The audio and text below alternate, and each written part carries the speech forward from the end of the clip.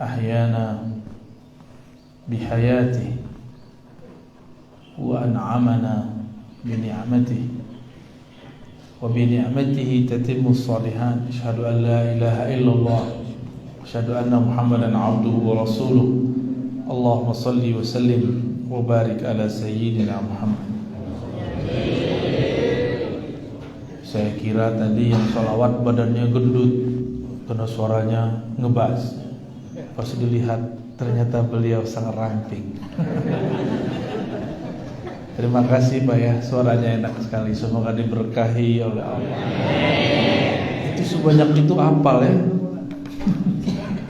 Saya aja nggak hafal-hafal Pak, karena dulu anti maulid. Anti maulid jadi sekarang demen sama maulid. Alhamdulillah mu'alaf. Judul kita apa? Eskatologi. Apa itu artinya? Tahu? Manusia. Nah, manusia tahu ya? Eskatologi biasanya diartikan ilmu. Logi itu logos, ilmu, kata-kata yang berkaitan dengan alam di luar kita, alam akhir zaman. Sebenarnya nggak di luar kita juga ya. Jadi alam atau kejadian atau pengetahuan tentang akhir zaman. Tapi ini sudah ada akhir zaman ya. Jadi sebenarnya eskatologi dan manusia sudah cukup. Tapi khawatir nih Madura salah paham. Maka ditambahkan akhir zaman, ilmu akhir zaman dan manusia akhir zaman. Gitu. Kita di akhir zaman bukan? Atau merasa masih panjang nih? Udah sebanyak itu kiai wafat, udah sebanyak itu orang meninggal kena virus. Ini bukan pertengahan zaman, ini sudah akhir. Ini akhir zaman. Dulu Nabi ditanya oleh Jibril, "Mata sa'ah?" Kapan kiamat? Apa jawaban Nabi sallallahu alaihi wasallam? Apa jawabannya? "Mal mas'ul anha bi'alama minas sa'il." Yang ditanya tidak lebih tahu daripada yang bertanya. Lalu Sayyidina Jibril bertanya, dia akan nyamar. Ya udah kalau gitu engkau ceritakan kepada kami an amaratiha, mengenai amaratnya. Amarat inilah yang kemudian menjadi ilmu eskatologi. Apa arti amarat? Tanda-tanda, gejala-gejala, ciri-ciri akhir zaman itu apa? Nabi dalam perjalanan ruhaninya melihat di akhir zaman. Jadi Nabi itu diperjalankan ke masa lalu, maka beliau melihat asal usul kita semua. Kadang-kadang beliau diperjalankan ke masa akhir, maka beliau melihat apa yang terjadi di akhir zaman. Nabi melihat ada orang pakai kendaraan kok cepet bener. Tapi di hadis nggak mungkin Nabi bilang di akhir zaman kalau motor bahasa Maduranya apa? Honda. Di Yamaha pun Honda. Suzuki juga Honda. Nah, mau beli Honda. Oh gitu. Kalau mobil, Masya Allah. Berarti motor orang sini mahal-mahal ya. Alhamdulillah. Nabi melihat orang Madura dulu itu ya, naik Honda, kok cepat sekali. Dibilang kuda, kok kakinya bulat-bulat, lingkaran. Nabi tidak mungkin ngomong ke sahabat, nanti ada Honda dipakai orang Madura, nggak mungkin. Apa bahasa Rasulullah SAW? Di akhir zaman ada kuda sangat cepat sekali. Benar kan? Lebih cepat dari kuda nggak? Kalah kuda. Dan nggak usah dikasih rumput, cukup dikasih bensin. Lebih murah biayanya daripada kuda. Kuda itu susah ngurusnya. Kalau nggak ngerti-ngerti amat, mati dia. Di akhir zaman Nabi cerita, nanti akan banyak perempuan mengendarai kuda, kendaraan. Sekarang udah banyak belum perempuan naik motor? Bukan berarti haram, tapi Nabi lihat banyak. Ini boleh, tapi banyak terjadi. Nabi mengatakan, ini yang saya takut. Walaupun hadis ini tidak sampai derajat sahih, tapi ini benar. Di akhir zaman, suara-suara fusaq, orang-orang fasik, alat fil masajid, meninggi di masjid-masjid. Kejadian sekarang, ya, makanya saya ceramah suaranya agak lembut-lembut, biar nggak jadi orang fasik. Bukan itu intinya. Fasik di situ al-khuruj min ta'ah. Orang yang sebenarnya bukan orang taat, tapi suaranya lebih kencang daripada orang-orang yang soleh. Dan itu banyak hari ini. Jadi Nabi melihat akhir zaman, lalu beliau bahasakan dengan bahasa abad pertama Hijriah. Sekarang kita sudah masuk ke 1443, berarti abad 15. Udah tua ini, ya. Umat Nasrani udah berapa ribu tahun ini? Sayyidina Isa lahir tahun pertama Masehi. Sekarang udah 2000 berapa? 2022 ya? Saya rasa kok 2021. Udah 2021. Yahudi sebelumnya lagi. Ini menunjukkan bahwa setiap umat mempunyai masa dan kadar masing-masing. Dan hampir setiap umat itu jaraknya cuma 1500 sampai 2000. Umat kita belum tahu karena hadisnya dhaif. Umur umatku 1500 tahun, tapi hadisnya dhaif. Namun Imam Suyuti membenarkan ini berdasarkan ilmu huruf hisab jumal. Itu pakai surat Al-Qamar. Iqtarabatis sa'ah wansyaqqat al-qamar.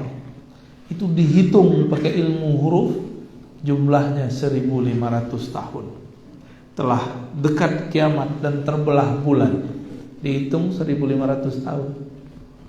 Kalau iya begitu, ini kalau iya ya, kita kan belum bilang iya. Kalau 1443 itu hitungan hijrah sampai sekarang. Kalau Nabi Muhammad mulai dakwah semenjak 10 atau 13 tahun sebelumnya, kita anggap 10 tahun. Karena riwayat Imam Tirmizi mengatakan Nabi 10 tahun di Mekah. Tapi riwayat kedua 13 tahun di Mekah. Kita ambil saja 10 biar gampang hitungnya. Sekarang 1443 tambah 10 tahun lagi berapa? 1453. Berarti umur umat gak nyampe 50 tahun lagi. Kalau versi riwayat ini. Terlepas dari itu semua, kita cukup melihat kejadian-kejadian hari ini. Jamaah subuh yang diberkahi Allah. Ini hari Jumat ya? Libur ya? Meliburkan diri. Alhamdulillah. Nabi SAW mengatakan, setiap nabi sebelumku anzara, mengingatkan mengenai khurujid dajjal, akan munculnya ad-dajjal. Siapa yang disebut dajjal? Dajjal ini bahasa Arab mubalaghah, menunjukkan banyak. Apanya yang banyak? Dajjulunnya. Dajjulun bukan daglun ya. Dajjulun artinya kizbun, bohongnya. Dajjal maha pembohong, maha konspirator, yang jago buat konspirasi. Itu Dajjal. Dajjal ini ternyata dulu adalah seorang Samiri. Samiri punya nama kecil Musa. Apa nama kecilnya? Musa ini punya ayah namanya Sam'un. Sam'un ini punya istri, belum hamil-hamil. Udah datang ke tabib, ke wali segala macam, belum juga hamil. Terakhir dia datang ke seorang yang dianggap tabib, tapi ternyata adalah iblis yang menyamar. Hati-hati. Kadang-kadang ada iblis menyamar atau minjem dukun. Ketika menyamar, Sam'un dan istrinya mengatakan, "Wahai tuan tabib, mohon bimbing kami, ajarkan kami, obati kami. Istriku mandul, aku pengen punya anak." Kata iblis yang nyaman jadi dukun, "Baik, kamu dijamin punya anak, tapi syaratnya satu. Lakukan hubungan suami istri di kuil berhala setan." Akhirnya mereka yang penting punya anak, mau gimana aja terserah. Maka datanglah dua orang ini, sepasang ini ke kuil yang banyak berhalanya. Mereka lakukan hubungan di situ. Tidak ada doa, langsung tancap gas. Ternyata setiap hubungan tanpa doa, langsung iblis ikut serta menikmati. Yang capek kita. Terjadilah kemudian hubungan spesial. Tumpahlah an-nutfah dari si Sam'un kepada istrinya. Tapi itu bukan nutfah dia, itu nutfahnya iblis. Walhasil si istri hamil. Lahirlah pendek kata anak namanya Musa. Musa itu nama belakangan, tadinya gak ada namanya. Tiba-tiba kampung Samara banjir. Ayahnya tidak tahu hanyut kemana. Ibunya juga hilang. Tiba-tiba Allah kirim Sayyidina Jibril. "Hai Jibril, itu ada anak kecil, kamu selamatkan. Anak kecilnya aneh, kamu selamatkan." Itu anak kecil matanya belean. Tahu belean? Apa kata orang Madura? Bileun. Bileun. Sahih enggak? Bileun. Biar nanti kalau ditanya, "Kamu bisa bahasa Madura?" Bisa. Bileun. Langsung digampar sama ngomong. Dan ini anak sepertinya aneh, kakinya tidak berkembang. Maka diambil oleh Sayyidina Jibril, diajarkan zikir dan dizikirkan supaya sembuh.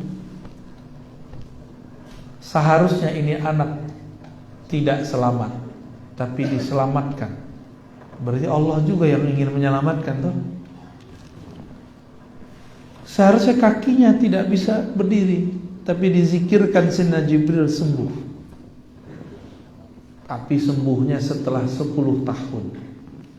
Di umur 10 tahun, matanya buka satu, bagian kiri, yang kanannya masih bileun. Sahih? Sahih, jadi orang Madura ya. Lalu diajarkan Al-Ismul A'zam, nama-nama Allah yang agung. Ternyata si Samiri ini diajak ke suatu pulau. Di pulau itu dia dididik oleh Sayyidina Jibril menundukkan binatang-binatang, mengendalikan pohon-pohon, dan menguasai gerak air dan udara. Mirip Avatar ya? Mirip, tapi bukan Avatar. Dia nggak bisa juga. Akhirnya diajarkan lagi zikir. Ketemu ular, ularnya yang dia patok, bukan ular yang matok dia. Ketemu apa aja, semuanya habis, cukup dia zikirkan, hancur. Dan dia bisa berbicara dengan binatang. Itu ilmu Sayyidina Jibril alaihissalam. Lalu Sayyidina Jibril dipanggil Allah, Mas Bril, balik. Baliklah Sayyidina Jibril. Ditinggallah Dajjal yang nama kecilnya siapa? Musa bin Sam'un As-Samiri, karena dia dari kampung Samara. Bukan Samara bahasa Indonesia. Samara siapa? Sakinah, mawaddah wa rahmah. Itu mah asik. Banjir cinta. Kalau ini banjir air. Di saat yang sama di Mesir lahir seorang anak yang juga dihanyutkan di air, maka bernama dia Musa juga. Musa berarti anak air. Bahasa Maduranya Pak, anak air. Ada istilahnya? Yang satu kata gitu nggak ada ya? Nggak ada. Sama berarti dengan bahasa saya. Dan ini juga aneh. Yang mungut Allah setting, yang mungut justru musuhnya Allah, Fir'aun. Kalau tadi yang mungut siapa? Malaikat Jibril. Inilah hebatnya Allah Subhanahu wa ta'ala. Tidak mesti orang yang dididik orang hebat jadi hebat. Tidak mesti orang yang bersama orang soleh jadi soleh. Tidak mesti orang yang hidup di tengah istana, diasuh oleh raja durjana, kemudian menjadi durjana, menjadi fasik, belum tentu. Inilah Sayyidina Musa, Musa bin Imran. Kalau tadi Musa bin Sam'un. Ini hidupnya hampir bersamaan.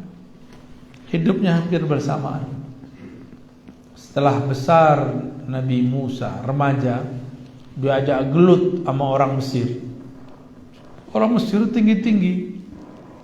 Nabi Musa enggak terlalu tinggi, tapi lumayan. Tapi tangannya sangat kuat. Diajak gelut, enggak perlu pakai mantra inna batsya rabbika lasyadid. Ayat itu belum turun. Tapi Nabi Musa, itu ayat sudah ada di badannya. Setelah menangkis ini dan itu dari musuhnya, dia pukul langsung kena ulu hati musuhnya, mati. Akhirnya Nabi Musa dikejar-kejar orang kampung Mesir. Larilah Nabi Musa. Dan larinya ini kemudian jadi pelajaran besar ketika ketemu Nabi Khidir nanti. Berarti ini orang juga sangat kuat. Ada yang bisa begitu Pak, satu kali tonjok mati. Wah, jangan-jangan Nabi Musa hidup lagi ya. Musa palsu, Musa al-Manduri. Setelah itu Samiri dari pulau itu dia membajak kapal. Dari kapal terus dia bisa ke daratan. Di daratan dia bergabung dengan umat Nabi Musa. Menjadi pikut Nabi Musa. Sama-sama Musa tapi beda binnya. Ini bin Sam'un, ini bin Imran. Sebenarnya Samiri itu bukan bin Sam'un. Kalau Musa bin Sam'un, tapi Samiri bin Azazil. Jadi binnya ke siapa? Maka setiap orang itu punya dua nasab. Ada nasab jasad, ada nasab ruh. Ruh yang ada pada Samiri itu anaknya iblis. Iblis itu namanya Azazil. Paham di situ? Ya. Dan itulah anak pertama dan terakhir dari Azazil yang bertubuh fisik manusia tapi berbatinkan pangeran iblis. Ini bukan dongeng loh Pak ya, cuma ceritanya saya buat seperti dongeng supaya gampang masuknya. Kalau saya sebutkan ayat kan pusing tak? Bil Arabiyah, pakai bahasa Arab biar kelihatan soleh. Sama aja toh. Samiri bergabung ke umat Nabi Musa. Nabi Musa anggaplah sudah dewasa, sudah menjadi nabi dan rasul, dan sudah berdoa, ya Allah angkatlah saudaraku Harun, lisannya lebih fasih. Tiba-tiba Nabiullah Musa dipanggil oleh Allah, hendaklah engkau pergi ke Goa Tur Sina. Diajak sama Allah ngobrol, bukan ngopi Pak ya, ngobrol. Jadi Allah itu asik, nggak seperti yang kita bayangkan. Allah itu tegang gitu ya, Allah itu menakutkan, Allahu Akbar. Nggak begitu. Allah itu santuy. Bismillahirrahmanirrahim, dengan nama Allah yang maha santuy. Jadi Rahman Rahim itu saking santainya Allah menyebut dirinya Rahman, menyebut dirinya Rahim. Giliran kiai kok galak-galak amat, Allah aja nggak galak kok. Galak itu hanya pada saat tertentu. Jadi ustadz, jadi kepala rumah tangga kok galak-galak amat. Jangan terlalu galak, jangan terlalu keras. Allah itu menyebut dirinya Rahman Rahim lebih sering daripada Qahar Jabbar. Ikutlah Samiri di kelompok umat Nabi Musa. Nabi Musa dipanggil. Berapa hari dipanggil? Awalnya salasina yauma, salasina laila, 30 malam. Tapi Nabi Musa dilarang gosok gigi. Hari ke-30 dia sadar, asik 30 hari gak makan, gak minum, gak tidur, hanya berbicara dengan Allah Subhanahu wa ta'ala.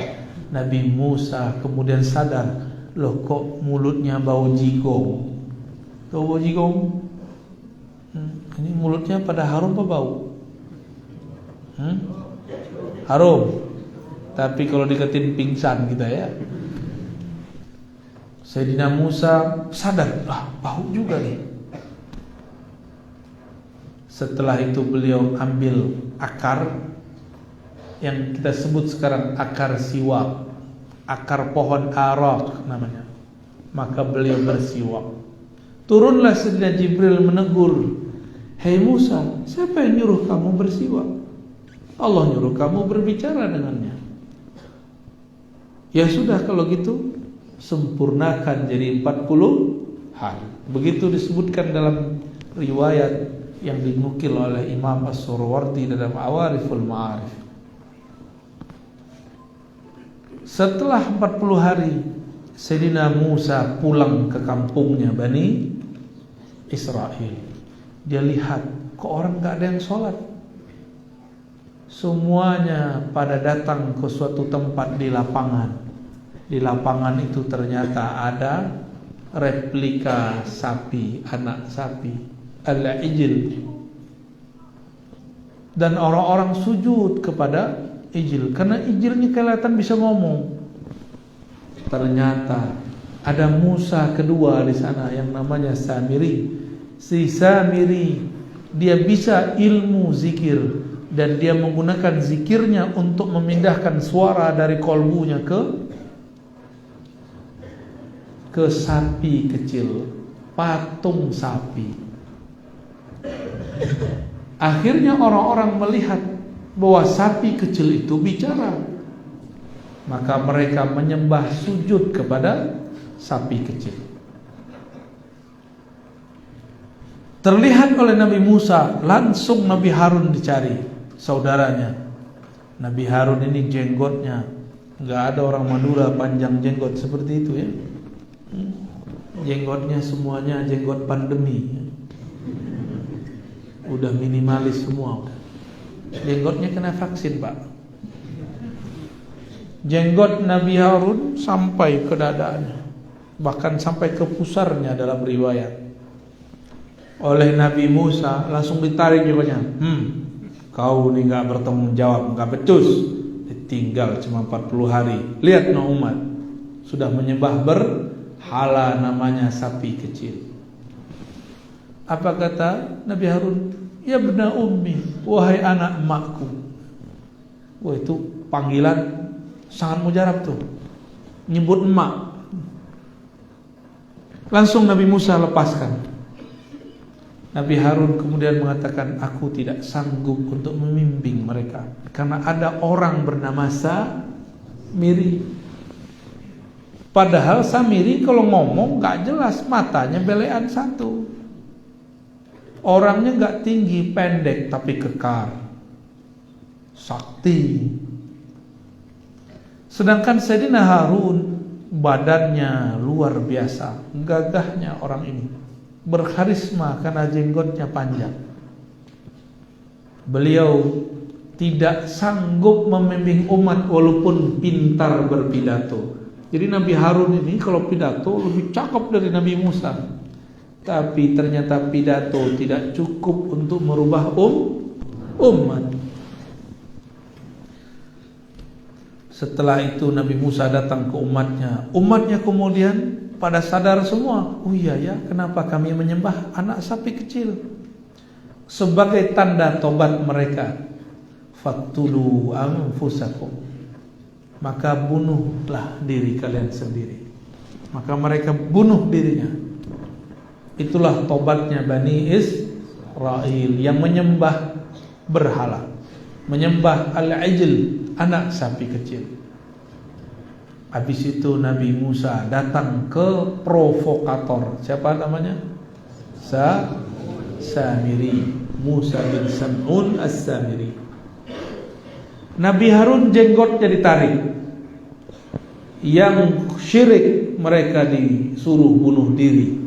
Tapi giliran Sam'un, Musa bin Sam'un, Nabi Musa cuma ngomong gini, ma khatbuka ya Samiri, apa yang kau katakan wahai Samiri? Kok jadi lembut? Kok enggak keras? Kok enggak jenggotnya ditarik? Kalau perlu kepalanya dipukul? Enggak.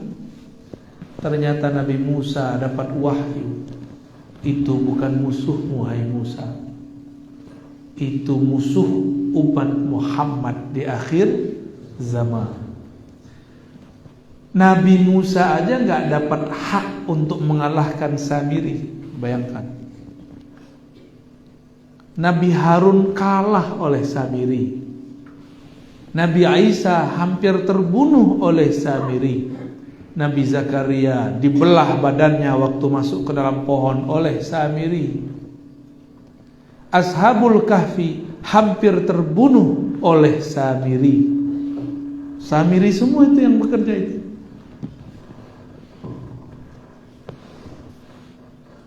Wah, kenapa dia itu? Ada kecoa kali ya. Serius amat Pak. Ya, lagi membayangkan Samiri ya. Ada yang tidur nggak? Terkecaplok sama Samiri itu.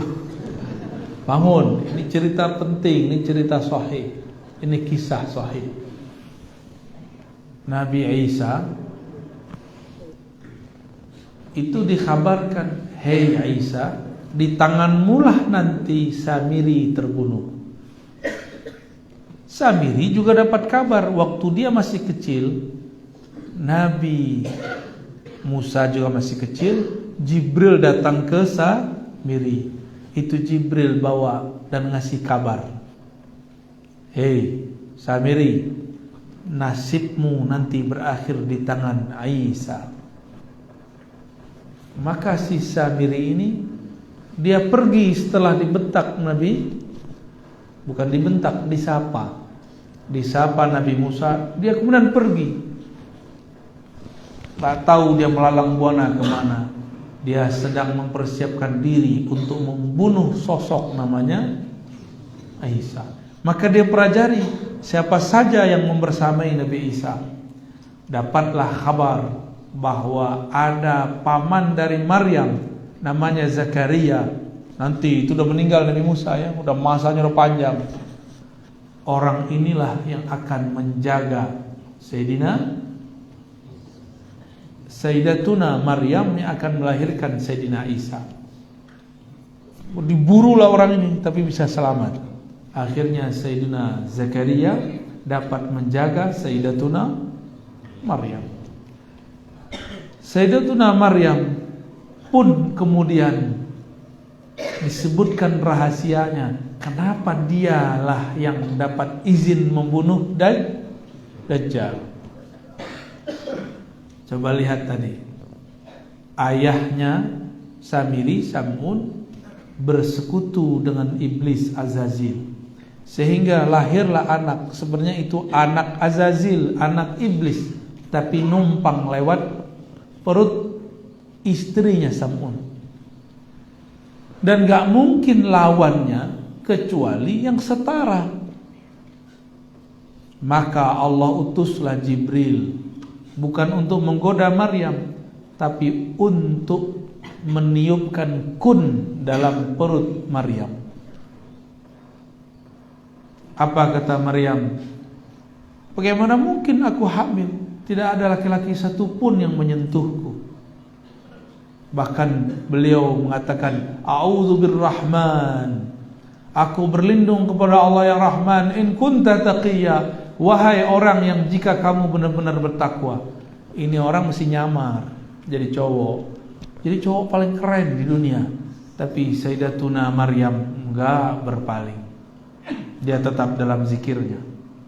Ketika dikabarkan, inilah kehendak Allah kepadamu wahai Maryam, barulah kemudian dia terima.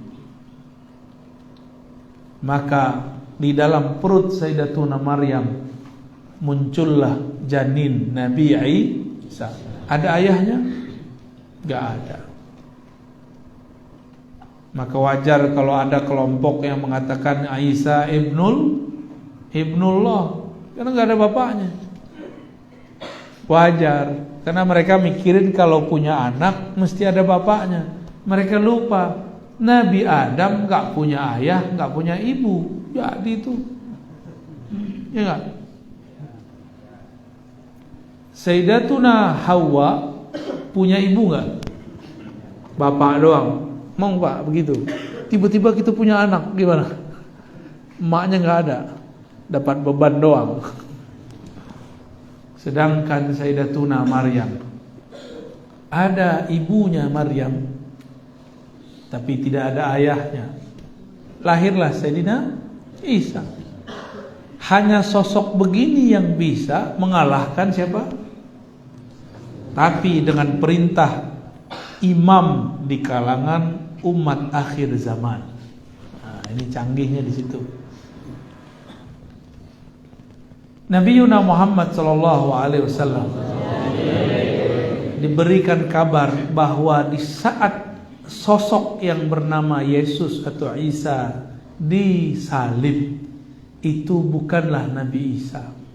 Wa ma salabuhu, tidaklah mereka menyalibnya. Wa ma qataluhu, tidaklah mereka membunuhnya. Tetapi subbiha, tetapi diserupakan dengannya. Allah angkat beliau, rafi'uka ilayya, aku angkat engkau, mutawafika, aku sempurnakan urusanmu. Di saat itu umur Nabi Isa 32,5 tahun, mau masuk 33 tahun. Itu seumuran siapa Pak? Ali berapa umurnya? 34. Ya, masih lebih tua antum. Nanti berapa jom? Mualam. Masih muda dia ini ya. 33 atau 32. Ketika Samiri nyamar jadi murid Nabi Isa, namanya Yudas Iskariot. Siapa nama muridnya? Yudas Iskariot ini nyamar jadi orang soleh, dan dia bisa merubah matanya menjadi mata yang agak sedikit tidak belean. Walhasil murid-murid Nabi Isa tidak satupun sadar kalau ini adalah Miri. Berhasillah buat konspirasi. Ternyata ketika mereka makar, Allah lebih bagus makarnya. Dia makar ingin membunuh Nabi Isa ketika tidak ada orang. Ternyata apa yang terjadi? Allah serupakan Nabi Isa dengan seseorang. Orang itu yang ditangkap. Berarti gagal Samiri. Samiri dapat kabar yang bunuh dia Nabi Isa. Dia pengen merubah takdirnya. Aku akan rubah takdirku. Akulah yang membunuh Isa. Gaya amat mau lawan takdir ya. Jadi yang suka-suka melawan takdir itu temannya Samiri. Yang gak terima musim pandemi itu kawannya Samiri. Yang gak terima kalau Indonesia kalah 4-0 itu belum teman Samiri. Cuma salah agak ke kiri-kirian. Jangan serius amat Pak ya. Sedih juga ya 4-0 ya. Baik. Lalu Samiri ini berkembang terus, ketemu Ashabul Kahfi. Dia mau hancurkan Ashabul Kahfi, tapi Allah selamatkan Ashabul Kahfi. Maka selamatlah Ashabul Kahfi masuk satu goa di Yordan. Alhamdulillah kami sudah pernah ke sana, tapi sekarang Allah tutup tempatnya. Itu mereka tidur 309 tahun. Itu tidur apa itu? Ada nggak tidur 309 tahun? Itu tidur yang bukan tidur. Tubuhnya yang tidur, ruhnya nggak tidur. Ruhnya bersama Allah Subhanahu wa Ta'ala. Kan semua orang yang tidur ruhnya diambil, dipegang, lalu dibalikkan. Tapi dikembalikannya bukan tidur malam, bangun pagi. Kapan dikembalikan? Setelah 309 tahun. Lalu dikeluarkan sebentar, dimasukkan lagi. Pertanyaannya, ada nggak hadis yang menyebutkan Ashabul Kahfi mati?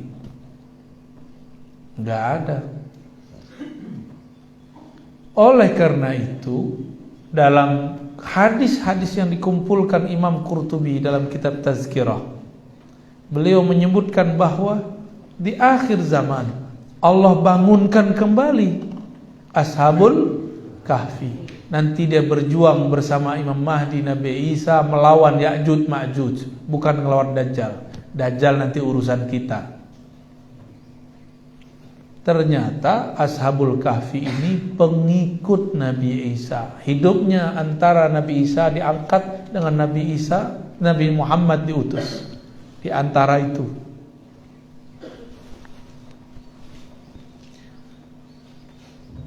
Jadi serius begini ya. Emang ceritanya serius ya? Asik.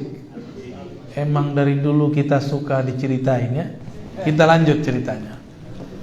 Kata orang sebelah, Ar-Razi sedang mendongeng. Dongeng yang soheh gak apa-apa ya. Lahirlah Sayyidina Muhammad SAW.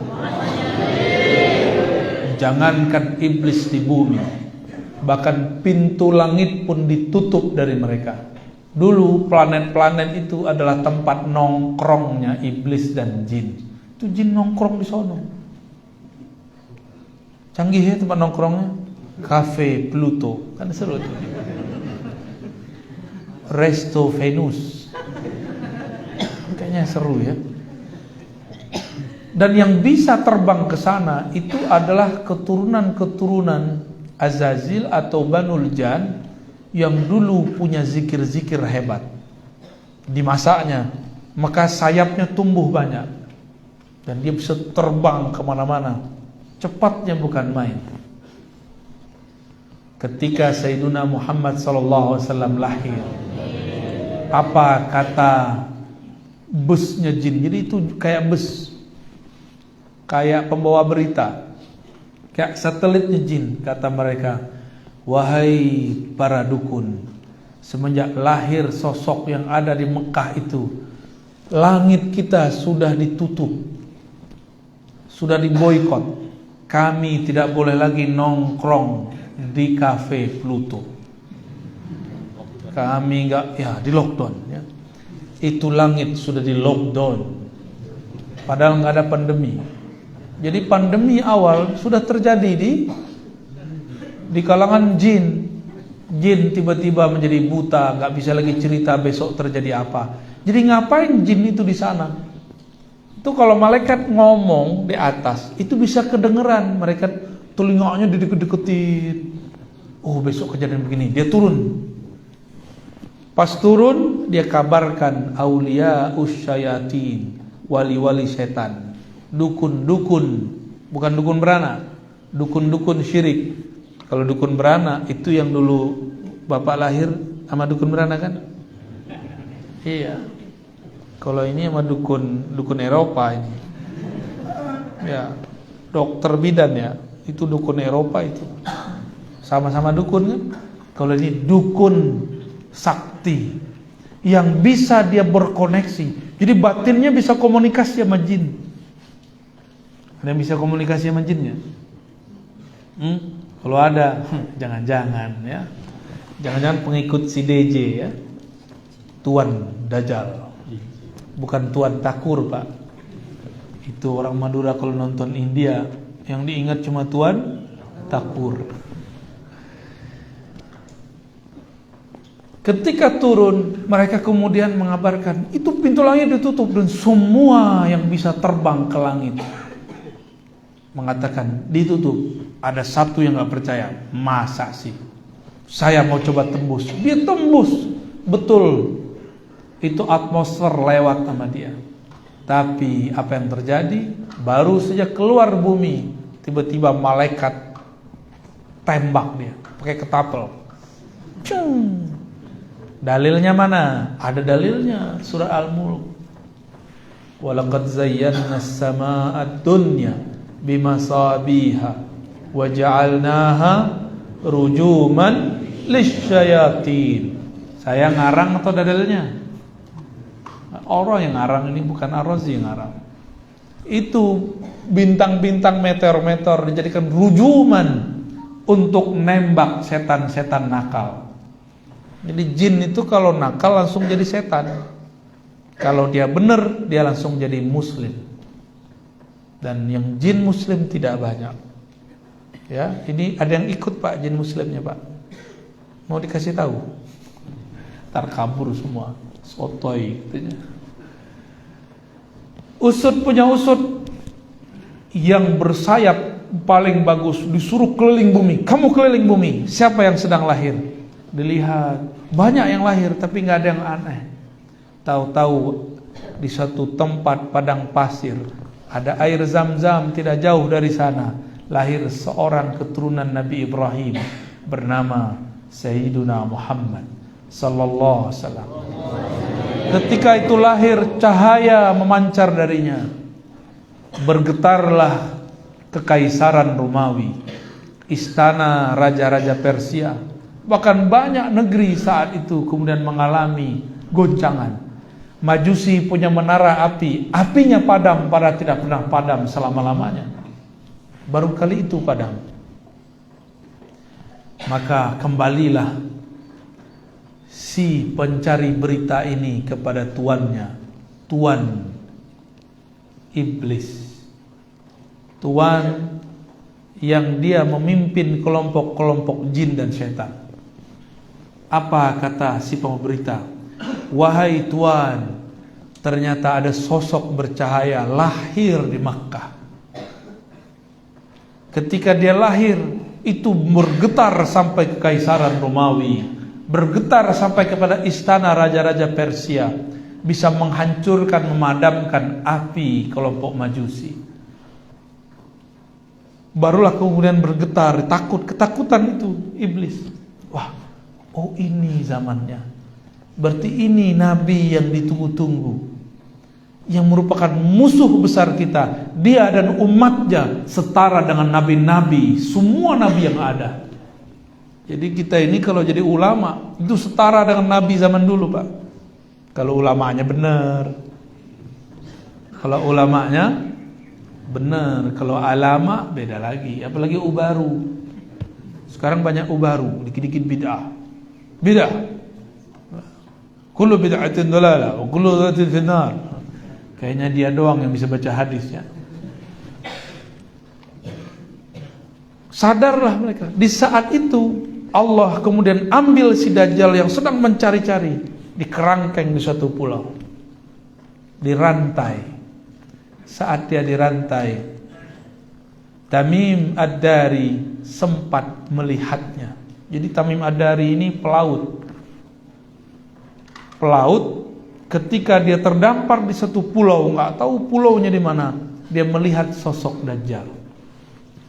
Saat itu masih dirantai. Sekarang dia lepas Pak dari rantainya. Sekarang si Dajjal sudah lepas dari rantainya. Dia sudah tinggal lihat mana negeri yang mau dihancurkan. Dia cukup mengarahkan badannya dan dia membacakan lapar-lapar tertentu. Dia mengirim sinyal-sinyal kepada aulia-aulianya, asisten-asistennya. Maka cenayang-cenayangnya terima. Masuk kabar. Mirip seperti wahyu. Dan orang ini dianggap wali di kelompoknya. Kelompoknya saya tidak boleh sebutkan, ya, karena masih rahasia juga. Takut juga kita masih salah, ya. Kita sedang tunggu kelompok ini muncul. Dan selama ini menunggu, muncullah mereka dalam bentuk penyebaran pandemi. Jadi pandemi ini kerjaan mereka ini. Ada nggak negara yang nggak kena pandemi Pak sekarang? Ada nggak? Nggak ada. Semuanya kena. Berarti ini bukan perang biasa. Ini sudah perang luar biasa. Saya nggak nakut-nakutin Pak. Ini sudah luar biasa. Waktu pandemi yang kena orang Depok, yang ditutup komplek di Madura, benar nggak? Untung masjidnya tidak ditutup, komplek aja. Biasa anak komplek, sok higienis. Tahu higienis nggak? Kemana-mana harus pakai hand sanitizer. Padahal kalau sering-sering pakai masker, ini berbahaya juga untuk paru-paru. Udara sebagus di Madura, emang bagus ya? Masih banyak pohon, sama jin-jin pohon juga masih ada di situ. Masih banyak hijau-hijau begini. Tiba-tiba kita disuruh pakai masker. Ini emang betul-betul, kok tiba-tiba kita mau aja ya? Ya sudah, kita terima, ya. Kita terima mereka makar, tapi ingat Allah lebih hebat makarnya. Ini awalnya Pak. Pandemi itu virus, nggak mungkin berkembang sendiri. Virus itu dibuat dan disebarkan. Jadi saya nggak percaya virus itu kemudian datang dari orang bandara ditutup. Itu kerjaan mereka aja. Memang dibagi-bagikan. Namanya virus pasti dibagi. Ditambah dengan yang terkena bisa menyebarkan. Kalau nunggu begitu kelamaan. Emang disebar ini. Karena mereka pengen makar. Tujuannya cuma satu, pengen cek sudah ada belum orang akhir zaman yang jadi musuh dan Dajjal. Kalau ada, bunuh di tempat. Seperti dulu Sayyidina Muhammad SAW dicari-cari oleh ahlul kitab, kelompok Yahudi. Apa kata mereka? Carilah Nabi akhir zaman. Kalau ketemu, faktulu, bunuh. Saya nggak ngarang-ngarang. Ini terdapat dalam hadis Nabi riwayat Imam Tirmidzi. Hadisnya sahih. Sayyidina Muhammad kecil, masih remaja, diajak berdagang oleh pamannya Abu Talib ke negeri Syam. Sampai di satu negeri, Sayyidina Muhammad SAW karena masih dianggap remaja, tidak ajak bertemu seseorang. Ternyata ada orang yang mengajak ketemu Abu Talib dan kafilahnya dari Mekah. Abu Talib dipanggil oleh seorang pendeta yang sangat tawadhu, namanya Bukhairah. Siapa namanya? Bukhairah. Buhairah ini mengatakan, wahai Abu Talib, apakah sudah semua anggotamu ikut masuk ke dalam tempat kami? Kata Abu Talib, sudah. Tapi Buhairah bilang, pasti ada 1-2 orang yang belum. Lalu Abu Talib bilang, oh iya, ada anak saya, masih remaja, anak bawang. Ternyata yang dianggap anak bawang itu sang penyelamat. Buhairah mengatakan, bawa aku kepadanya. Akhirnya Abu Talib membawa sosok Buhairah kepada Nabi Muhammad muda. Terjadilah dialog ini tidak disebutkan dalam hadis, tapi disimpan dalam kolbu ahli ma'rifat. Mereka berdialog. Selesai dialog, maka kemudian Buhairah ngomong kepada Abu Talib. Apa kata beliau? Hai Abu Talib, hazal ghulam nabiyyun. Anak ini bukan anak sembarangan, ini nabi. Abu Talib merinding dengar, nabi? Apa itu nabi? Bengong dia. Ini Sayyidul Anbiya wal Mursalin. Ini penghulu para nabi sebelumnya, para rasul sebelumnya. Yang kamu bawa ini, tolong bawa pulang. Segera pulangkan dia. Karena kalau Yahudi ketemu, qataluhu, pasti mereka membunuhnya. Karena ini sosok yang mereka mau bunuh dari dulu. Akhirnya Abu Talib kaget dan dia mengirim 1 orang menemani Sayyidina Muhammad remaja untuk pulang. Lalu Nabi Muhammad jadi pengembala lagi. Kemudian beliau mengurusi Ka'bah lagi. Macam-macam pekerjaan Nabi Muhammad di Makkah, sangat sibuk. Karena anak dan cucu dari yang mengurusi Makkah. Jadi kalau ketemu sosok ini pasti dibunuh. Nabi SAW mengatakan, nanti di akhir zaman akan ada keturunanku min ahli baiti, min waladi Fatimah, dari keturunan Sayyidah Fatimah, ismuhu yuwati usmi, isimnya sesuai dengan isimku. Isim artinya tanda, tandanya sama dengan tandaku. Isim berarti ilmu, ilmunya tinggi seperti tingginya ilmuku. Itu yang disebut ismuhu yuwati usmi.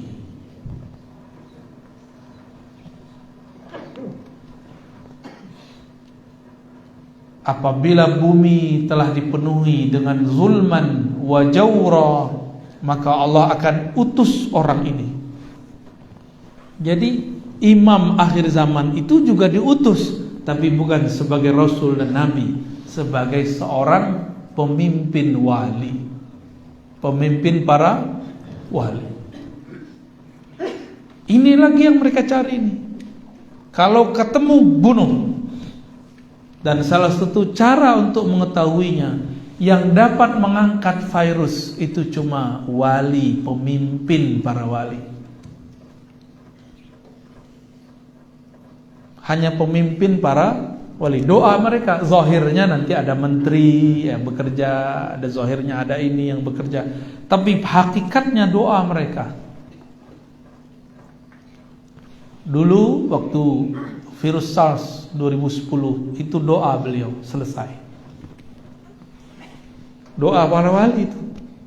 Sekarang Allah tidak izin kita untuk berdoa, apalagi beliau tidak diizinkan berdoa. Makanya virus sampai sekarang masih ada. Bahkan masih ada 4 atau 3 lagi, Pak. Terakhir apa namanya? Omikron. Kapan dia nikah sama tante kita ya? Jadi om aja dia. Bener, namanya Omikron. Omkiron. Om apa namanya? Omikron ya. Salah sebut kita. Masa mereka bisa serius, kita serius mulu ya. Ini virus gak mungkin diangkat kalau gak doa wali-wali Allah. Tapi para wali sekarang disuruh tidak berdoa angkat.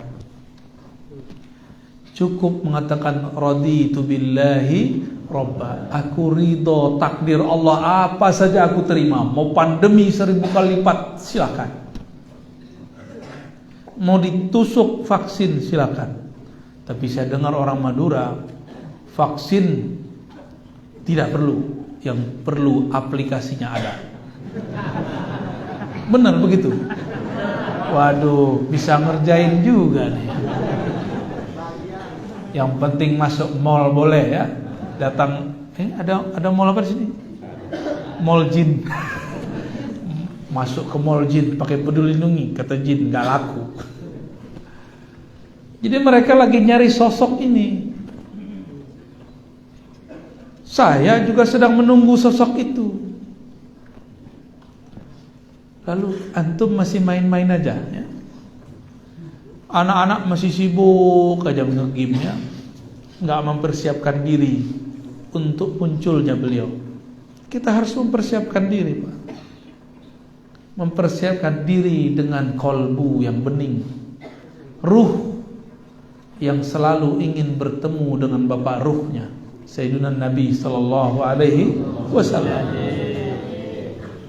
Ciri-cirinya, dialah orang yang paling mengerti ilmu ruh. Dan itu bukan kita. Kita ini cuma menukil beberapa saja yang bisa kita baca dari kitab dan kita dengar dari beberapa guru. Yang paling mengerti ilmu ruh, karena dulu si Dajjal mengirim orang-orangnya datang ke Rasulullah bertanya, yas'alunaka 'anir ruh. Mereka bertanya kepada engkau, hai Muhammad, apa hakikat ruh?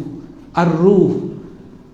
Lalu Allah mengatakan ke Nabi Muhammad sallallahu alaihi wasallam, Qulir ruh min amri Rabbi. Katakan hai Muhammad, ar-ruh itu urusan Tuhanmu, bukan urusan kalian. Wa ma utitum, ini jangan salah paham. Tidaklah kamu diberikan, wahai ahli kitab, bukan Nabi Muhammad. Wa ma utitum, kan Nabi yang ngomong. Katakan hai Muhammad, wa ma utitum, kalian ini hai ahli kitab tidak diberi ilmu ini illa qalila, kecuali sedikit. Tapi ini sedikit menurut Allah. Orang kaya Madura itu biasanya pengusaha besi sama pupuk, benar kan? Bener gak? Sampai ke Jakarta, Pak. Itu kalau Bapak jalan di Parung, samping kiri kanan ada rongsokan mobil-mobil mewah atau mobil-mobil yang ada besinya. Itu pastikan Al-Manduri. Orang Parung aja bingung, ini siapa yang punya tanah seluas ini? Siapa yang bisa beli bekas-bekas mobil sebanyak ini? Itu orang Madura itu. Kalau dia bawa ke sini, Pak, nggak muat lagi pulau ini ya.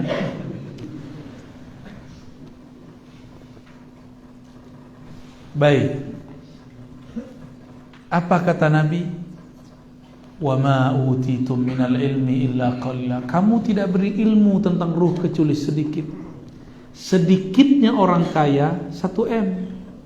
Sedikitnya orang lebih kaya lagi mungkin 1 triliun. Orang paling kaya di dunia 10 triliun itu batuk, Pak.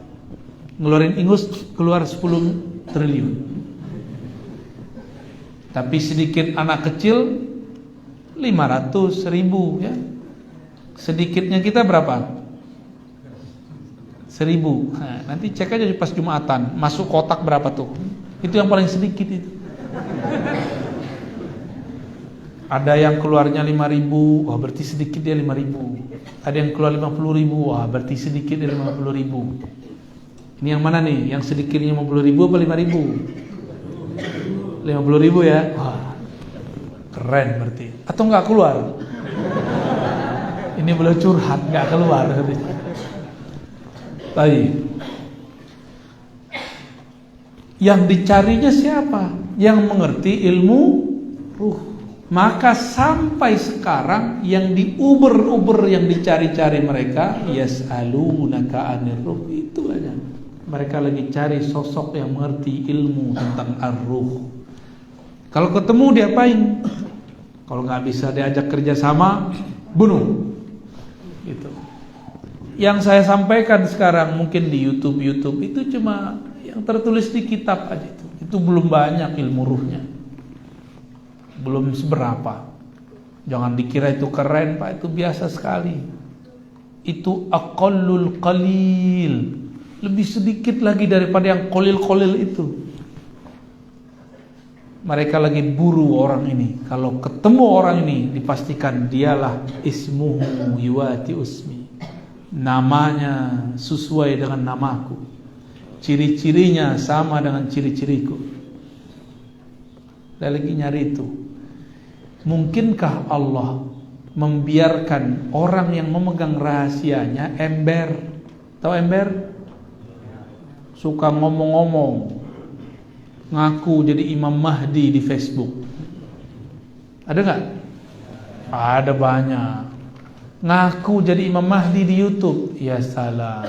YouTube itu punya mereka. Ngaku di situ habis ente. Maka orang-orang yang ngaku jadi Imam Mahdi di YouTube, di Facebook, belum mati-mati kan itu orang? Berarti bukan mereka. Karena kalau dia ngaku di YouTube, selesai dia. Jadi nanti kita akan dihadapi masa yang tidak lama lagi, sedikit lagi akan banyak orang ngaku dirinya Imam Mahdi. Saya harap di Madura tidak ada yang ngaku ya. Amin. Ada calon nggak di sini? Kawan kita bingung dengan ilmu akhir zaman. Dikumpulkanlah hadis-hadis dapat. Ketemu riwayat, jidatnya lebar, hidungnya mancung. Lama-lama dia ngaca, kayaknya aku ini. Yang begitu sudah ada yang datang ke saya, Pak. Saya tanya, belum dia ngomong, tahu-tahu hati saya ngomong sama hati dia. Dia ngomong begini di hatinya, sayalah Mahdi yang engkau cari, wahai Ar-Razi. Dalam hati mau ketawa. Kita candain aja. Bro, ente ini serius amat. Baru jidat lebar, hidung mancung dengan aku Mahdi. Bukan itu ya Al-Mahdi. Dia kaget. Baru dia mau ngomong, saya udah kemudian ngomong. Tuh nggak tahu juga tuh ya. Pakai telegram. Telepati namanya, Pak. Kolbu bisa ngomong sama kolbu. Nggak selalu, sesekali aja. Kan gawat kalau tiap hari begitu. Gawat, Pak, kalau tiap hari bisa baca hati orang. Itu Allah kasih tahu aja tuh. Tuh, kamu dengerin kolbunya. Kita candain. Masa Imam Mahdi kayak ente? Hidung kurang mancung ini. Jidatnya kelebaran. Namanya botak. Ada yang datang, Pak, ya. Dan itu bukan satu dua, banyak. Ada yang gamer. Dia kemudian berkhayal dalam gamenya. Akulah sang juru selamat. Akulah Ratu Adil. Akulah Al-Mahdi yang dicari Ar-Razi. Kirim email sama kita ya. Al-Mahdi main email-emailan. Canggih juga Al-Mahdi zaman now ya. Terakhir, kalau ini pemegang rahasia ar-ruh, mungkinkah dia obral rahasia? Kalau ada orang jualan barang mewah, mungkinkah dia cerita di pinggir jalan? Mungkin nggak? Nggak mungkin. Kalau ada orang jualan berlian mahal, mungkinkah dia buka di kaki lima? Mungkin nggak? Nggak mungkin. Jika ada kekasih Allah yang Allah simpan rahasia di kolbunya, mungkinkah dia cerita di mimbar? Mungkinkah dia cerita di mimbar YouTube? Mungkinkah dia ngaku-ngaku jadi wali kutub? Kecuali kepada ahlinya yang ada sekarang menjadi wali YouTube. Di depan saya banyak sekali wali YouTube ya. Bapak ibu yang bukan Allah, ibunya nggak ada ya. Eskatologi dan manusia akhir zaman. Maksudnya kita harus mulai sadar. Semua agama, semua aliran sekarang sedang menunggu itu. Kok masih ada orang ngomong, Ar-Razi ini ngomong apa ini? Ini dunia masih panjang. Dia lupa 2 tahun lalu kayak mau mati, kayak mau stres di kompleknya ketika pandemi di Depok. Tapi yang tutup komplek dia. Pandeminya di mana? Depok, Pak. Orang pertama kena. Itu langsung tutup semua komplek di mana-mana. Aneh gak tuh? Berarti betul pandeminya ada, cuma beritanya lebih besar dari kenyataannya. Tapi kemarin kejadiannya lebih besar dari beritanya. Setiap hari ada sekian orang mati, tapi beritanya dikurang-kurangi. Itulah kerjaan mereka ya. Maka saya cuma mengajak, mengingatkan seperti Nabi Yuna Muhammad SAW mengingatkan. Apa kata beliau? Aku ingatkan kalian mengenai kemunculan Ad-Dajjal, sang pembohong besar. Bukan hanya sistem, tapi ada sosoknya. Inilah yang diingatkan dulu oleh setiap para nabi, hatta Nabi Nuh. Tapi semua nabi tidak satu pun yang menghadapi Dajjal kecuali Nabi Musa, itu pun tidak berlawanan. Yang dapat tugas umat akhir zaman. Berarti tugas kita berat apa ringan? Berat. Maka nanti orang yang tidak kenal ma'rifatullah pasti dia melenceng kepada Dajjal. Dikira Dajjal lah Al-Mahdi. Nauzubillah min. Oleh karena itu berdoalah setiap akhir salat. Allahumma inni a'udzubika min fitnatil Dajjal. Ya Allah, jaga kami dari kekacauan yang disebabkan Dajjal.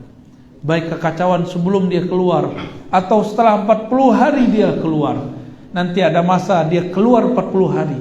Sama seperti zaman Nabi Musa 40 hari. Tapi rasanya 40 tahun. Gimana kira-kira? Rasanya 40 tahun. Kuat gak hidup zaman begitu? Kalau gak minta mati duluan aja ya.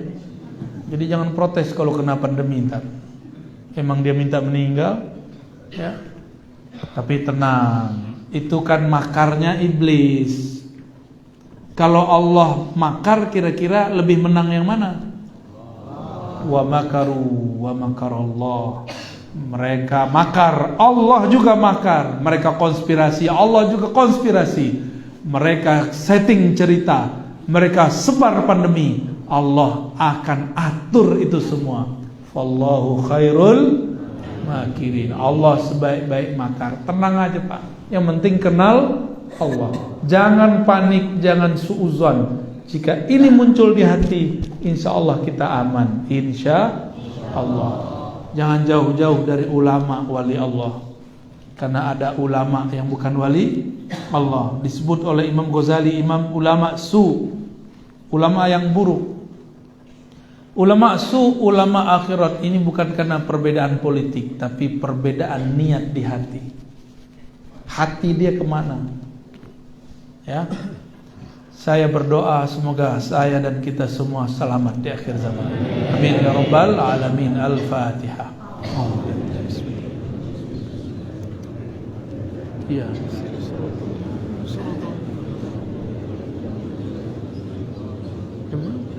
Azunnu akthar. 16. Lama sekali pagi di sini ya. Masih 6:16 saja. Padahal terang. Oke. Apalagi? Khalas? Cukup? Tanya jawab. Baik. Silakan Ustaz Ali dikondisikan.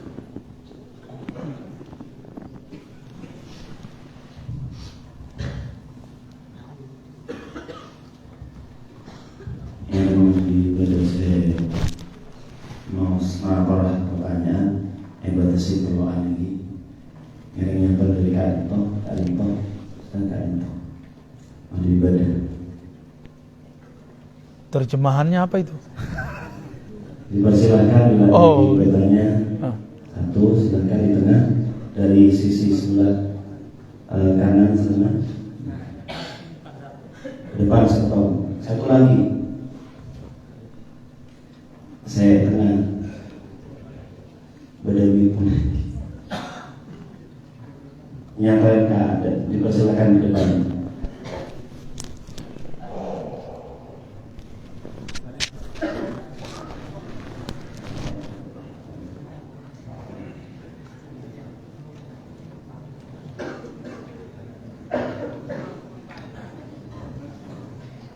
Bismillahirrahmanirrahim. Assalamualaikum warahmatullahi wabarakatuh.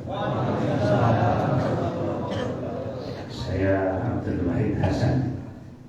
Pendek pertanyaan saya pertama, bagaimana kita bisa bertemu dengan orang-orang yang ditidakkan oleh Buya tadi, orang-orang yang mengerti arwah. Terus yang kedua, yang mastur itu kami pernah dengar adalah al-waqtul aqdam, al-waqtul hadha zaman. Tapi walaupun itu mastur, ada orang-orang yang mungkin punya koneksi dengan orang-orang ini, dan mungkin sebagian dari kami bisa disambungkan dengan orang itu yang kedua. Terus yang sebenarnya satu aja, cukup. ingin dekat dengan aku ya, ini saya tanyakan modus torikot modusia. Oke, cukup. Cukup pertanyaan. Oke, cukup pula.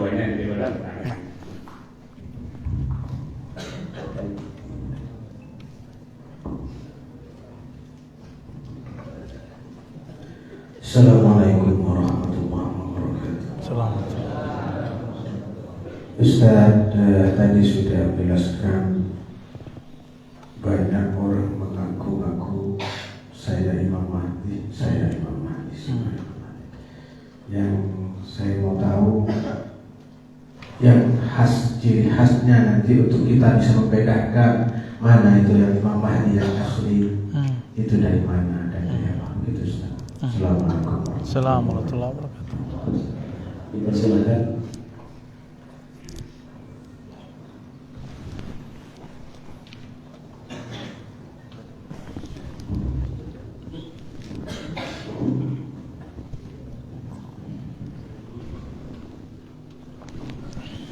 Assalamualaikum warahmatullahi wabarakatuh.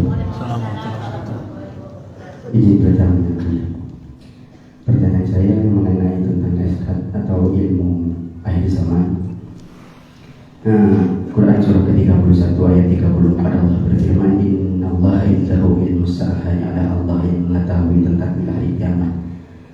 Jika dikaitkan dengan hadis yang dibawa oleh Buya tadi, man mas'ul a'lamu minas sa'il. Mungkinkah seperti keinginan orang-orang hebat bisa menjangkau kapan kiamat terjadinya?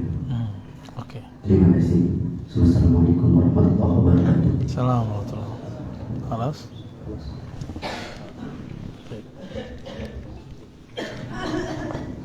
Al-awwal tentang orang yang bagaimana caranya bertemu dengan orang yang mengerti ilmu. Bagaimana cara mengakses atau ketemu al-wali, al-kutub, al-ghawth ya. Caranya harus mengerti ciri-cirinya, lalu terhubung dengan orang-orangnya. Masalahnya orang ini Allah sembunyikan 70 lapis, Pak. Wajahnya bisa ribuan wajah. Maka di sini orang lihatnya begini. Dan gak mungkin dia kayak kita-kita ini kemana-mana pakai kopiah ya. Orang Madura kan kemana-mana pakai kopiah, Pak ya. Kalau di ilmu hadis itu orang Madura paling cocok jadi ahli hadis. Karena di ilmu hadis itu orang kalau copot kopiah, khawarimul muru'ah, itu tuah dia langsung jatuh. Apa bahasa orang sini itu? Marwah dia langsung jatuh. Benar, marwah ya. Muru'ah bahasa Arabnya. Saya lihat di pasar aja pakai kopiah. Para sholat juga belum tahu ya. Sholat subuh, kita lagi sholat subuh, dia lagi pakai kopiah semua. Emang udah jadi tradisi. Luar biasa. Kita nggak boleh suzon, siapa tahu udah ada sholat duluan. Cuma kan lintasan hati ini kan bisa nakal. Orang sholat kok dia malah ke pasar. Padahal dia sholat di pasarnya, kan bisa jadi. Bisa jadi. Biasa, suuzon ini kan dari setan. Kita sama setan ya tipis-tipis lah. Bisa ke setan, bisa ke malaikat. Dua-duanya dekat ke sini. Malaikat dan setan itu sama-sama tidak masuk ke kolbu, tapi sama-sama dapat izin membisikkan sesuatu ke dalam kolbu. Malaikat aja nggak tahu Pak, wali al-ghaus itu siapa, kecuali Sayyidina Jibril, Sayyidina Mikail, Nabi Khidir, nggak ada yang tahu. Jadi malaikat aja nggak ngerti kalau ini adalah wali al-ghaus, karena penampilannya nggak kayak orang Madura, kayak kopiah, nggak pakai serban. Kalau ada orang, Bapak nih ngelihat ada kiai ikut main kartu gimana? Percaya nggak dia kiai? Sulit kita percaya. Bisa jadi Allah kemudian sembunyikan dia dengan laku-laku begitu, lakon namanya. Bisa jadi. Makanan ini banyak, yang begini tuh banyak. Jadi nggak boleh juga langsung oh kayaknya ini nih jidatnya udah lebar nih, hidungnya mancung. Tunggu, jidat lebar, hidung mancung itu kelihatan nanti semua setelah diislah. Ada kata kunci daripada al-wali al-ghaus ini, yang nanti lewat beliau kita tahu al-Mahdi. Bahwa al-Mahdi itu diislah dalam semalam. Apa arti islah? Diperbaiki Allah zahirnya supaya sesuai dengan batinnya dalam semalam. Berarti sebelum itu al-Mahdi zahirnya berantakan. Zahirnya gak ketahuan. Tapi yang pasti Al-Mahdi itu min waladi Fatimah, keturunan Sayyidah Jadi kalau ada zuriat Nabi tidak dipercaya oleh sekelompok orang, kelompok ini adalah alat-alatnya Dajjal, walaupun jenggotnya sama dengan Habib Umar. Paham? Ada nggak kelompok yang nggak percaya habaib sekarang? Banyak. Itu kelompok antek-anteknya Dajjal. Ada nggak? Saya banyak ketemu. Kita ini cinta ke semua habaib, meskipun mereka beda politik. Yang penting dia Habib, ana uhibbuka. Masalah kita ikut pemikirannya itu lain cerita. Habib kalau nggak ngaji ya jahil juga. Habib kalau nggak sholat ya fasik juga. Habib kalau dia ngaji, dia bermakrifat, lebih cepat jalan rohaninya daripada kita, karena di darahnya sudah ada darah Nabi Sallallahu Alaihi Wasallam. Jadi jangan berlebihan juga. Kita hormat ke habaib, tapi tidak semua dari habaib itu benar. Kita takzim. Kenapa kita takzim? Karena jangan-jangan Al-Mahdi dari fam yang ini, fam yang itu, fam yang ini. Kita kan nggak tahu. Siapa tahu dari fam yang ini, gitu. Ini rahasianya kenapa harus hormat kepada ahlul bait. Ya, Ustaz, kok ada Habib begini? Ya balik lagi, kenapa ada Habib begitu? Apa hak kita melarang Habib A harus begini, Habib B harus begitu? Kan nggak ada. Berani nentang Habib Lutfi? Berani nentang Habib Rizik? Ini dua orang udah beda loh, sama-sama Habib, bener nggak? Bingung nggak tuh? Pasti bingung. Ada Habib Jindan, beda lagi. Ya, ada siapa? Habib Bahar, beda lagi. Ada Habib Al-Manduri, beda-beda tuh Habib ya. Ada Habib yang alim, baca kitabnya bagus. Kami kalau di Pulau Jawa, saya nggak tahu di Madura, karena ini baru hari ketiga saya di Madura, jadi belum ngobrol-ngobrol banyak. Di Jawa ada beberapa fam habaib yang disembunyikan oleh kiai-kiai. Dia nggak mau dikenal sebagai habib, karena kalau sudah ada habib, berat. Tapi terlihat nanti nikahnya pasti lingkaran mereka. Ini ciri-ciri habaib itu begitu dari dulu. Kalau nikah pasti lingkaran-lingkaran mereka. Maka saya curiga kiai-kiai di Jawa yang asli, di Madura yang asli, kan nikahnya muter-muter aja. anak kiai ini nikah dengan anak kiai itu, itu sama dengan fikih para habaib, kufu namanya. Syarifah dilarang menikah kecuali dengan syarif. Walaupun itu tidak masuk ke Quran dan Sunnah, tapi dimasukkan dalam fikih kufu. Ya boleh kita berbeda di situ, tapi jangan mencari perbedaan yang panjang. Jadi gimana caranya ketemu? Jangan jauh-jauh dari Sayyid Habib, ya.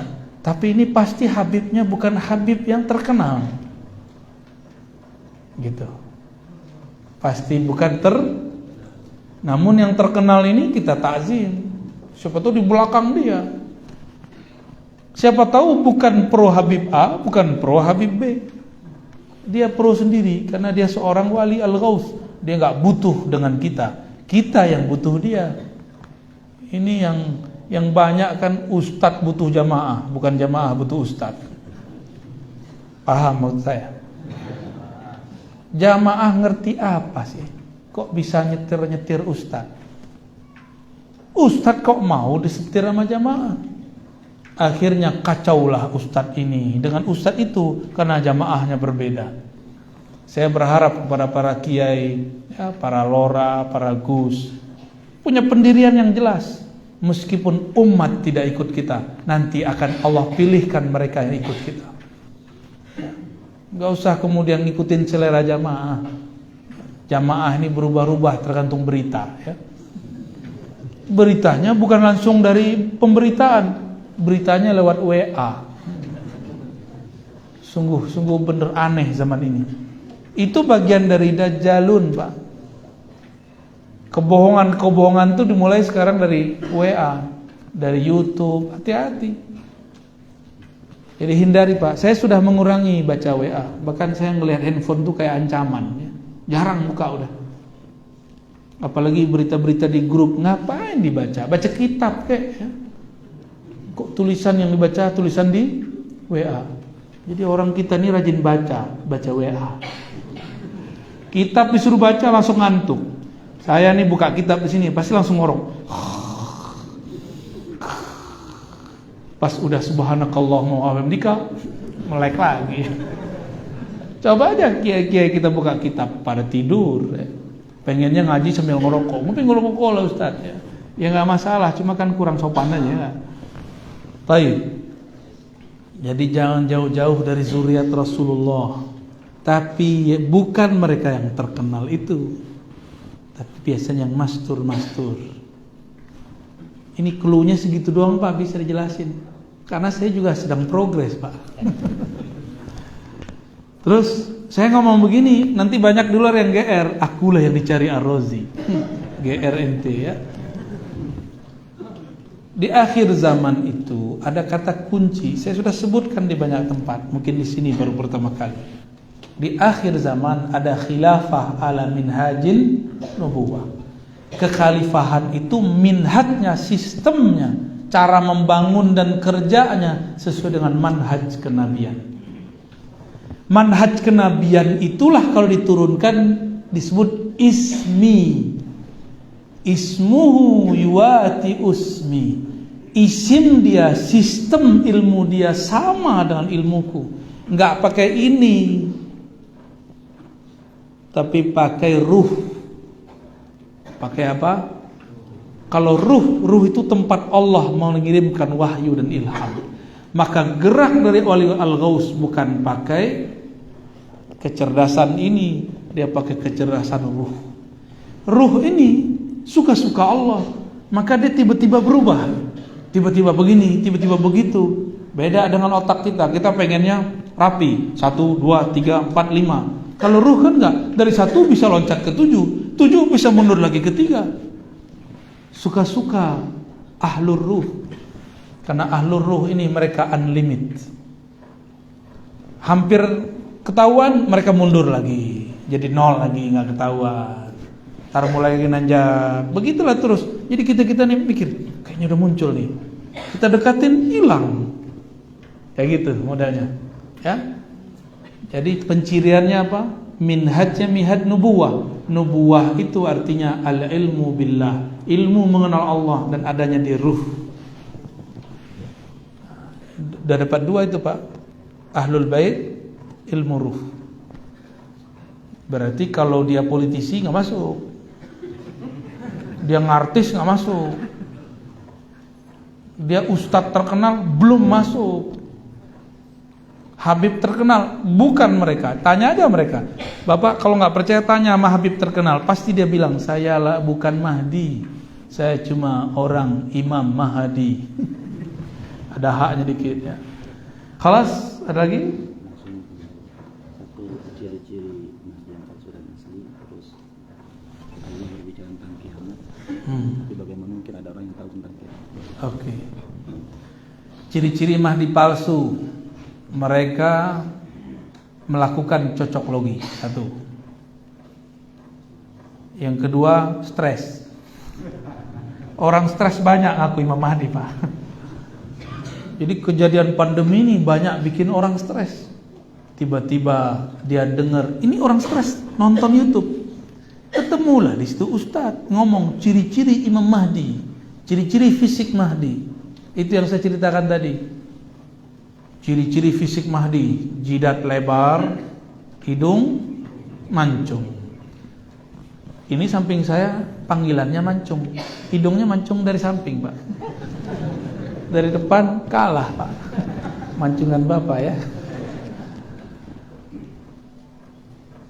Kalau begitu sudah banyak Imam Mahdi dari dulu. Bapak ini Imam Mahdi juga kayaknya, hidungnya mancung, jidatnya lebar sebelah ya. Ada lagi yang mengartikan namanya sama dengan namaku, nama ayahnya sama dengan ayahku. Tuh, gagal paham. Isim bahasa Arab bukan nama KTP. Karena dulu tidak ada KTP di zaman Rasulullah. Maka isim ini kembali ke kitab Imam Al-Bajuri, Lisanul Arab, kitab-kitab syarah-syarah. Apa kata Imam Bajuri tentang isim? Al-ismu huwal alamu wal wasamu wal ulu. Isim itu maknanya tanda-tanda dan ketinggian derajat atau ilmu. Maka tanda Al-Mahdi persis seperti tanda Nabi.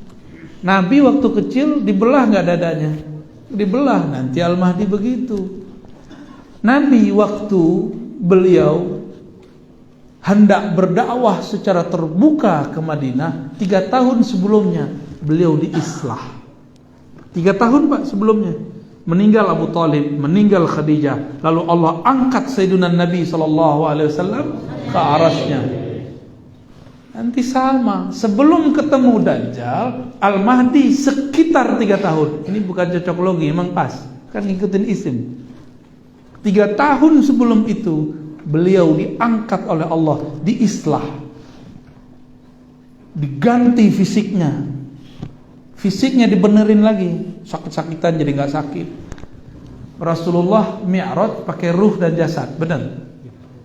Ism derajatnya sama dengan derajat Nabi, kurang dikit. Karena dia bukan Nabi, cuma wali, berarti di bawah Nabi. Maka ruh dan jasadnya juga diangkat. Jadi islahnya wali bernama Al-Mahdi itu Mi'raj. Islahnya Nabi Isa ketika meminta bertemu Allah pingsan, itu islah Nabi Isa. Islahnya Nabi Yunus ketika dilempar masuk ikan dan dia zikir 40 hari, la ilaha illa anta subhanaka inni kuntu minadh dhalimin. Islahnya Nabi Adam ketika turun di muka bumi dan dia sujud 40 hari, yang dibaca cuma satu, Rabbana zalamna anfusana wa illam taghfir lana wa tarhamna lanakunanna minal khasirin.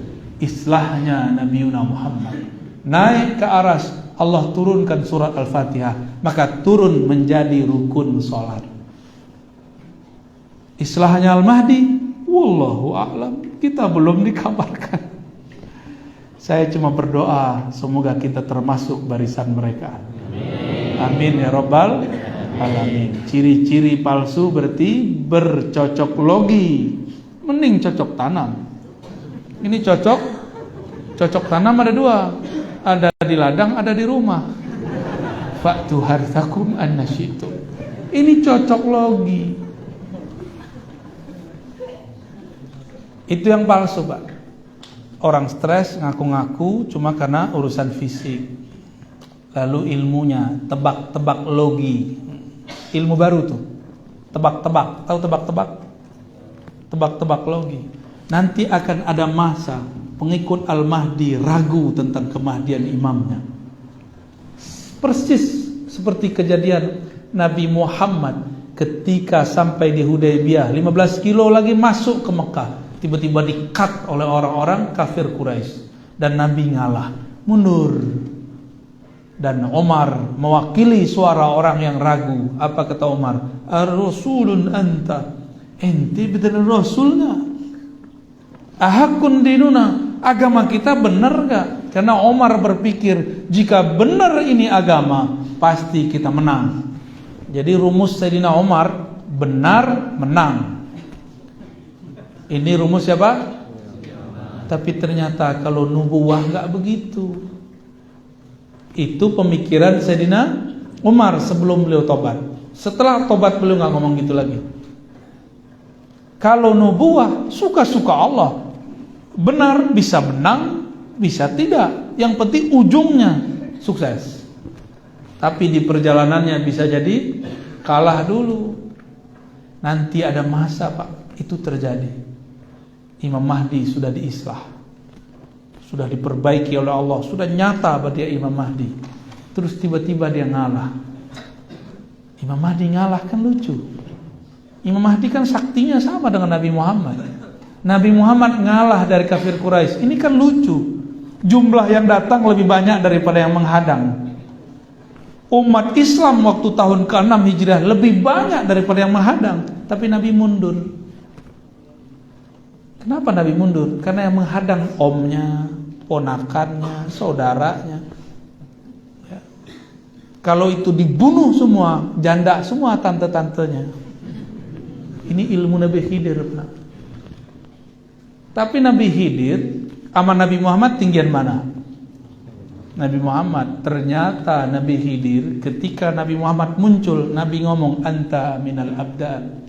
Kamu baru abdal, akulah pimpinannya. Makanya Ibnu Hajar Asqalani mengatakan Khidir itu kalau benar hidup zaman Nabi, maka dia sahabat Rasulullah SAW. Karena Nabi Muhammad penutup para nabi, statusnya sekarang bukan lagi nabi, statusnya wali, gurunya para wali, master of awliya, kiainya para wali. Kalau kita kan udah bangga kiainya santri, bahkan beberapa belagu amat, saya kiainya para kiai. Tunggu dulu, Nabi Khidir kiainya para wali. Malu Pak kita kalau cerita begini, karena kita ini sudah terlalu banyak berbicara yang di luar batas keilmuan kita. Ya, sudah nangkap? Terakhir sudah dapat belum? Halas ya, sudah dapat semua. Sudah terang, pastinya sudah lapar. Setelah ini silakan sarapan sendiri-sendiri ya. Saya mohon izin, setelah ini kami masih ada acara lagi. InsyaAllah Jumatan di Masjid Jami. Gimana? Tapi jangan tinggal masjid ini Pak, tersepi. Masjid Jami apa namanya? Syuhada ya, InsyaAllah Jumatan ya. Kalau tidak ada tugas silakan bergabung di sana. InsyaAllah kita ketemu lagi di lain waktu. Mohon izin tidak salaman, cukup dengan qalbu ya. Wa sallallahu ala sayyidina Muhammad subhanakallahumma wa bihamdika asyhadu an la ilaha illa anta astaghfiruka wa atubu ilaik. Assalamu alaikum warahmatullahi wabarakatuh.